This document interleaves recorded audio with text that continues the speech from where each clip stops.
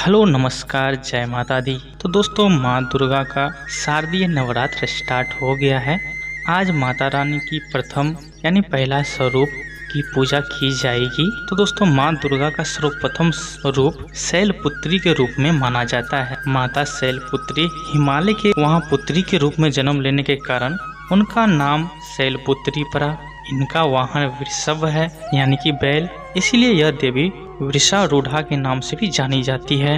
इस देवी के हाथ में दाएं हाथ में त्रिशूल धारण कर रखा है और बाएं हाथ में कमल सुशोभित है। दोस्तों शास्त्रों के अनुसार माना जाता है कि माता शैलपुत्री अपने पूर्व जन्म में ये प्रजापति दक्ष की कन्या के रूप में उत्पन्न हुई थी, तभी इनका नाम सती था।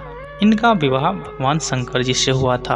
एक बार प्रजापति दक्ष ने एक बहुत बड़ा यज्ञ किया जिसमें सारे देवताओं को अपना अपना यज्ञ में भाग प्राप्ति करने के लिए आमंत्रित किया, किंतु शंकर जी को उन्होंने यह यज्ञ में निमंत्रण नहीं दिया। सती ने जब सुना कि उनके पिता एक अत्यंत विशाल यज्ञ का अनुष्ठान कर रहे हैं और वहां जाने के लिए और उनका मन विकल हो उठा। अपनी यह इच्छा उन्होंने शंकर जी को बताई। सारी बात पर विचार करने के बाद कहा, प्रजापति दक्ष किसी कारणवश हमसे रुष्ट है। अपने यज्ञ में हमारे सारे देवताओं को निमंत्रित किया है, उनके यज्ञ भाग भी उन्हें समर्पित किए हैं, किंतु हमें जानबूझकर नहीं बुलाया है, कोई सूचना तक नहीं भेजी है। ऐसी स्थिति में तुम्हारा वहां जाना किसी प्रकार की श्रेयस्कर नहीं होगा। शंकर जी को यह उपदेश सती को अच्छा नहीं लगा। पिता का यज्ञ देखने वहां जाकर माता और बहनों से मिलने की उनकी इच्छा किसी प्रकार से कम नहीं हो रही थी। उनका प्रबल आग्रह देखकर भगवान शंकर जी ने वहां जाने के लिए अनुमति दे दी।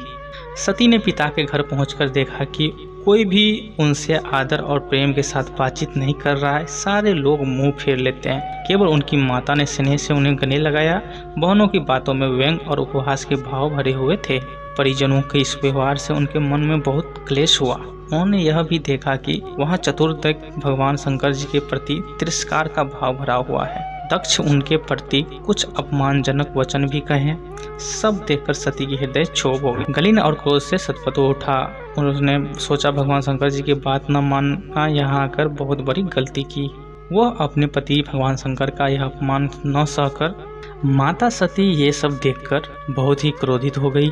तभी वो ठान ली कि मेरा शरीर रहकर कोई फायदा नहीं है। तभी माता सती जहाँ पे यज्ञ हो रहा था वहाँ पे अग्नि में जाके अपनी शरीर को जलाकर भस्म कर लिया वज्रपात के समान। इस दुखद घटना का सुनकर शंकर जी बहुत ही क्रोधित हो गए।